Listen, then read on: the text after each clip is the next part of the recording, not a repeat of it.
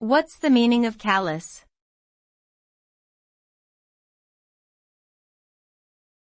Callus.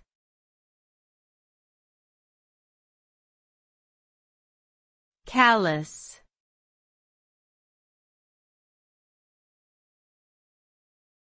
Callus.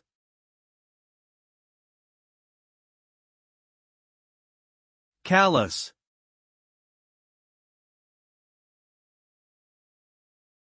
A callus is a thickened and hardened area of skin that develops due to repeated friction or pressure.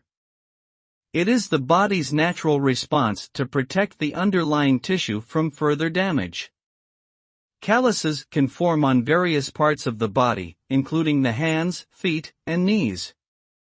They are often yellowish or grayish in appearance and may be accompanied by dry or flaky skin. While calluses can be unsightly, they generally do not cause pain or discomfort. In fact, they can actually provide a cushioning effect that helps to reduce pressure on the affected area. However, if a callus becomes too thick, it may need to be removed by a healthcare professional to prevent complications.